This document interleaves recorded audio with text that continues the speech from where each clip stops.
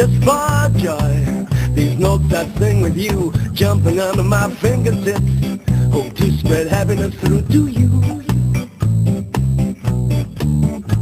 Like mischievous forest elves, those notes aren't scared of the game, frightening to those... Hi, I'm Krishna.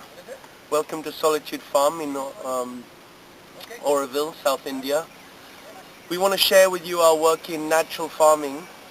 Natural farming is the creation, is the inspiration, the vision of Masanobu Fukuoka, who wrote the One-Straw Revolution.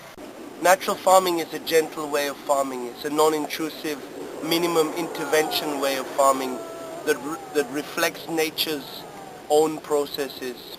Leaves fall, organic matter falls, seeds germinate, plants grow, decay and fall, and there is not any machinery, there's no ploughing, there's no chemical fertilizers, no pruning.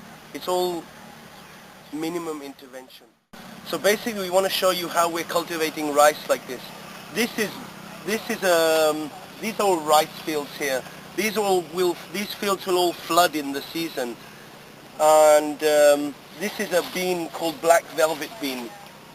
So basically there's 3 steps to growing the rice.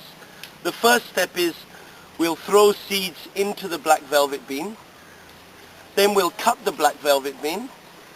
Then we'll spread the black velvet bean over the field. And the rice will get trampled into the ground as we're doing all that.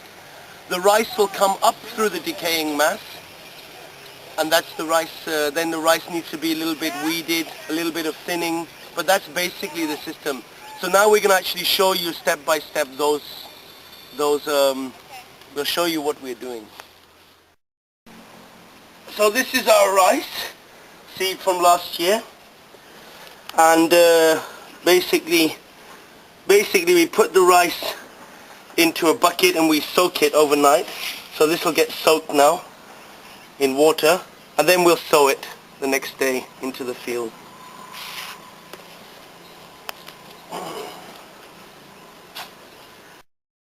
So step 1, firstly we sow the seeds. In Tamil culture we call this corner, the eastern corner, the Sunny's corner. Sunny means Saturn, Sunny-Karamai, Saturday, Saturn's corner. So we always start sowing in this corner. So we just sow directly into the beans like this. This is Khaled, and he's going to sow in the other direction just so we have quite a nice homogeneous germination. We also tend to oversow a little bit. We put a little bit more seed.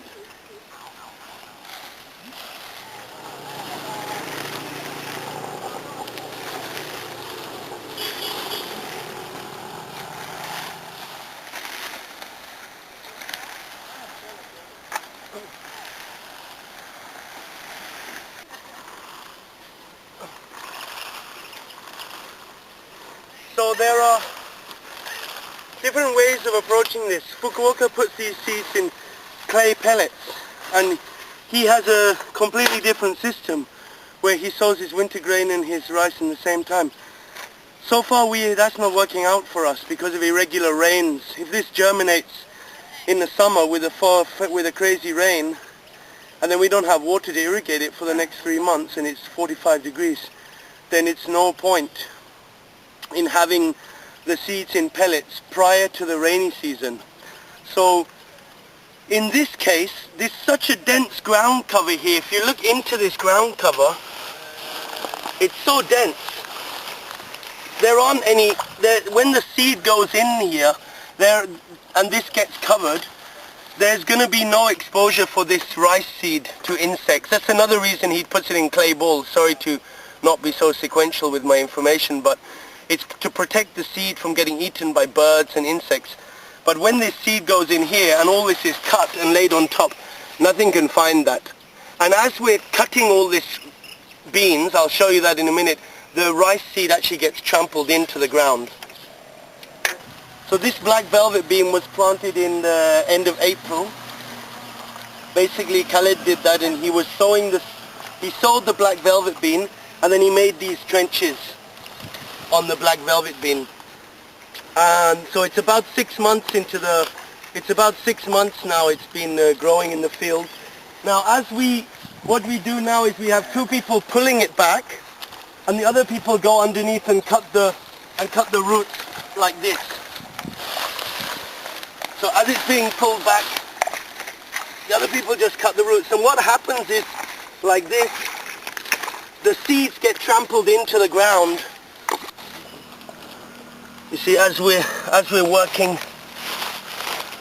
the seeds are just getting into the ground like that. They just get trampled in naturally, automatically. Sometimes when you pull up one of the roots as well, the soil comes up and covers the seeds as well. So they're automatically getting buried. So this is the step 2. This is cutting the green manure. And the ant.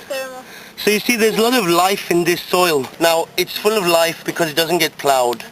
When you don't plow this soil, you start to get a very beautiful soil structure. And the soil is not exposed to intense heat. This soil is full of microorganisms, millions of microorganisms, bacteria, molds, earthworms.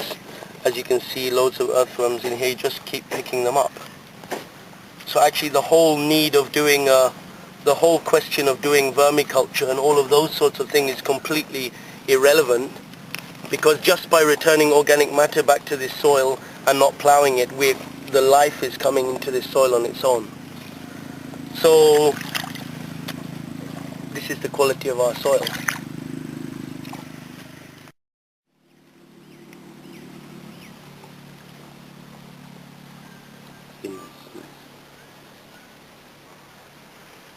Good.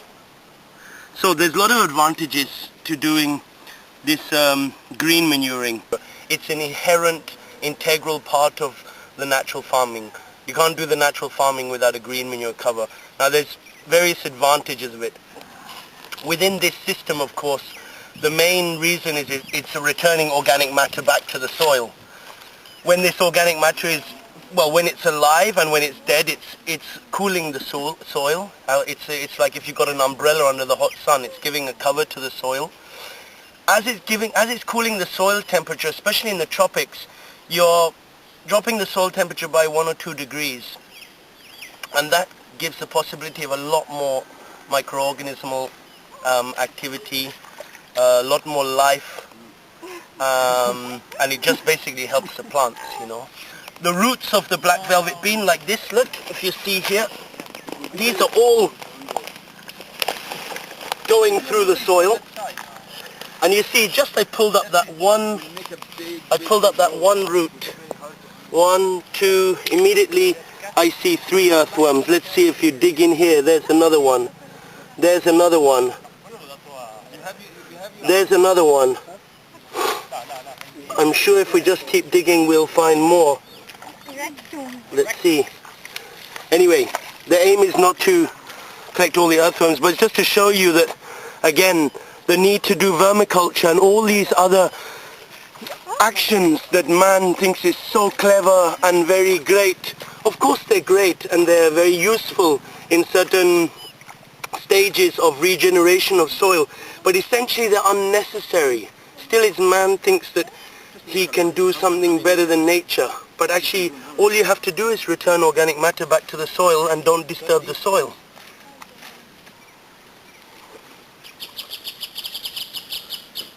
Beautiful guy. Can you help me, Gussie? So as you can see, in this green manure, when you open it up, because it's so dense, because there's so much leaf litter dropping to the ground, there are no weeds growing in here. So the whole question of weeding a field and ploughing a field is completely superfluous, because this green manure has suppressed any weeds. Play with us, frightening to those who never join the groove. La la la la la la la la la la la la la la la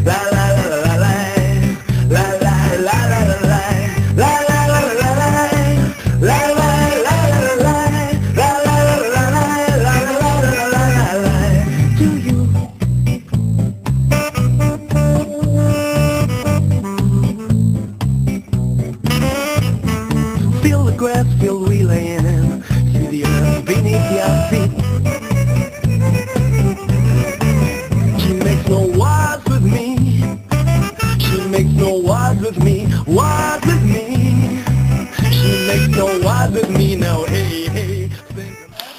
is our very unique way of cutting the green manure. We just roll it up like a carpet. Check out this here. Oop.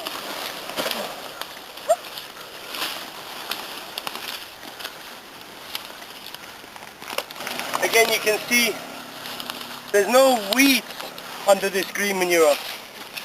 Very weed free. Hey, hey, come play with me. Hey, hey, I make this for you. Hey, hey, so happy I'll be.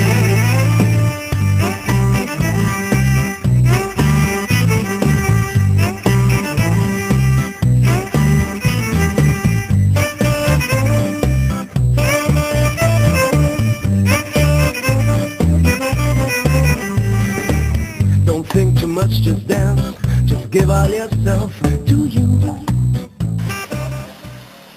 So after rolling the green manure up like a carpet, then we just simply roll it back again. This is step 3. This is about a month old now, this rice, and it's just come through the decaying mass of the black velvet bean, which you can see down on the ground here. Again, the weeds are so minimal here. Of course there's going to be a few weeds coming up, but we're not talking about a clinical, hospital-like cleanliness of the field without any weeds. Basically there shouldn't be too much competition for the rice, and there isn't due to the green manuring. So as you can see, the 3 steps are done. First we sowed the rice into the green manure, then we cut the bean, then we spread the bean back. It was as simple as that. So this gentle way of farming, it allows life. You've seen how much insects and earthworms, and there's all the life you can't see. All of that life is the fertility. Fertility is not a list of phosphorus and potassium and nitrogen in the back of a table in a book. The fertility is the life. So by practicing this very gentle form of farming, we're nurturing life, we're nurturing the soil, and that's the benefit of natural farming. Don't hold anything back. This makes sense.